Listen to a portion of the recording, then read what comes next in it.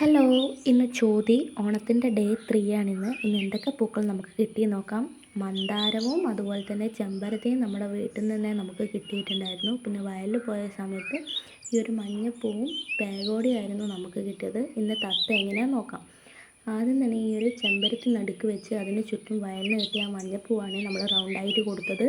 പിന്നെ നമ്മളെ മന്ദാരപ്പൂവാണ് ഗ്യാപ്പിട്ടിട്ട് അതിന് ചുറ്റും വെച്ചത്. പിന്നെ ആ ഗ്യാപ്പിൻ്റെ ഇടയ്ക്ക് നമ്മൾ ഈ ഒരു വലിയ ചെമ്പരത്തിയുടെ ഇതളുകളാക്കിയിട്ടാണ് ഇങ്ങനെ റൗണ്ടായിട്ട് വെച്ച് കൊടുക്കുന്നത്.